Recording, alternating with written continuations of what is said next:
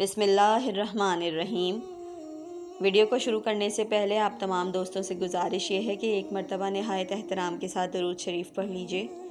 اللہم صلی علی محمد و علی آل محمد۔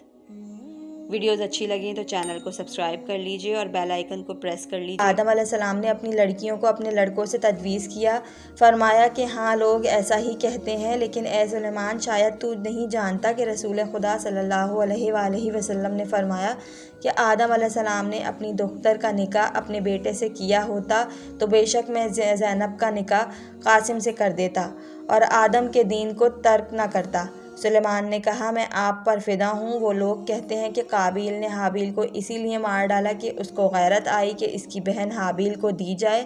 فرمایا کہ اے سلیمان تو بھی ایسے امر قبیح کو آدم پیغمبر کے لیے روایت کرتا ہے اور شرم نہیں کرتا۔ عرض کی میں آپ پر فدا ہوں، کس سبب سے قابیل نے حابیل کو قتل کیا؟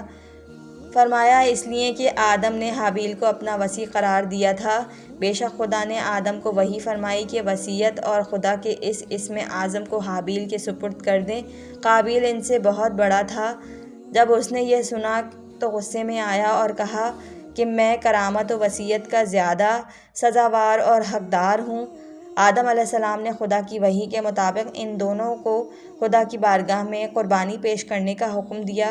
خدا نے حابیل کی قربانی قبول فرمائی اور قابیل کی رد کر دی، لہٰذا اس نے حابیل پر حسد کیا اور اس کو مار ڈالا۔ سلیمان نے کہا آپ پر نثار ہوں، آدم علیہ السلام کی نسل کیوں کر قائم ہوئی؟ کیا کوئی عورت حوا کے علاوہ تھی اور کوئی مرد آدم کے سوا تھا؟ فرمایا کہ خدا نے آدم کو بطن حوا سے قابیل کو پہلے پیدا کیا، پھر حابیل پیدا ہوئے۔ جب قابیل بالغ ہوا، حق تعالیٰ نے اس کے لیے ایک جنی عورت ظاہر فرمائی اور آدم کو وحی فرمائی کہ اس کو قابیل سے تجویز کریں۔ آدم نے ایسا ہی کیا اور قابیل راضی ہو گیا اور قناعت کی۔ جب حابیل بالغ ہوئے تو حق تعالیٰ نے ان کے لیے ایک حوریہ کو ظاہر کیا اور آدم کو وحی فرمائی کہ اس کو حابیل سے تجویز کریں۔ آدم نے تعمیل حکم کی اور جب حابیل مار ڈالے گئے وہ حوریہ حاملہ تھی، اسے ایک لڑکا پیدا ہوا۔ آدم علیہ السلام نے اس کا نام ہبۃ اللہ رکھا۔ خدا نے آدم علیہ السلام کو وحی کی کہ اسم اعظم اور وصیت کو ان کے سپرد کریں۔ پھر حوا سے ایک فرزند پیدا ہوئے، آدم علیہ السلام نے اس کا نام شیس رکھا۔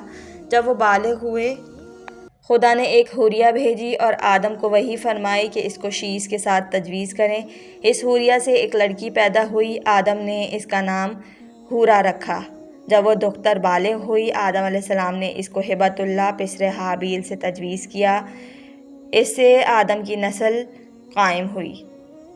جب ہبۃ اللہ کا انتقال ہوا، خدا نے آدم کو وحی کی، وصیت کی اور خدا کے اسم اعظم اور اسماء وغیرہ جن کی تم کو تعلیم دی گئی ہے اور علم پیغمبری وغیرہ سب شیس کے سپرد کرو۔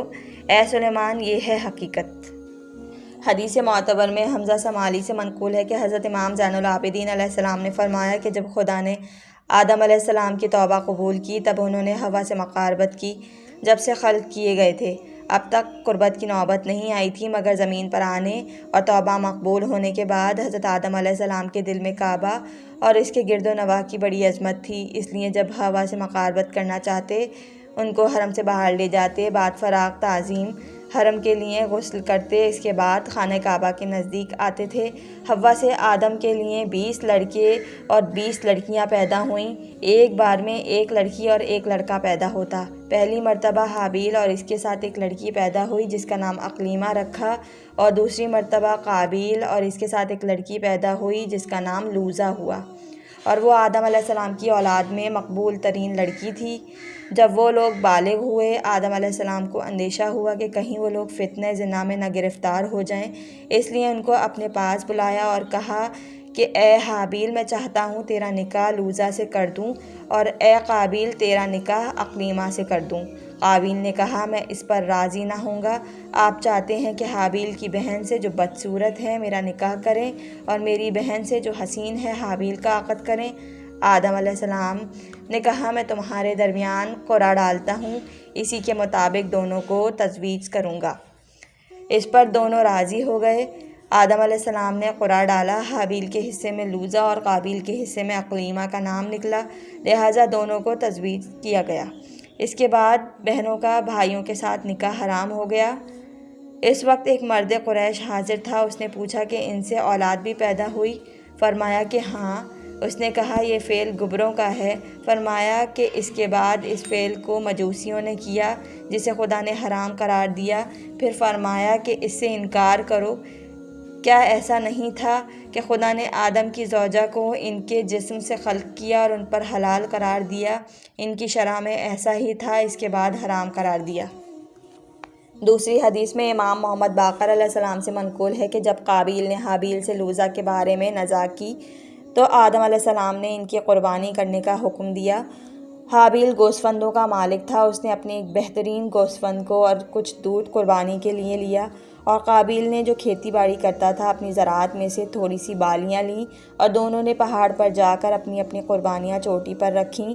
ایک آگ پیدا ہوئی جس نے حابیل کی قربانی کو جلا دیا۔ قابیل کی قربانی اپنی جگہ پر باقی رہی۔ آدم علیہ السلام اس وقت ان کے پاس نہ تھے بلکہ بحکم خدا کعبے کی زیارت کے لیے مکہ گئے تھے۔ قابیل نے کہا کہ میں دنیا میں عیش سے اس حال میں بسر نہ کروں گا کہ تیری قربانی مقبول ہو اور میری نہ ہو، اور تو چاہتا ہے کہ میری خوبصورت بہن کو اپنے نکاح میں لے لے اور میں تیری بدصورت بہن کے ساتھ عقد کروں۔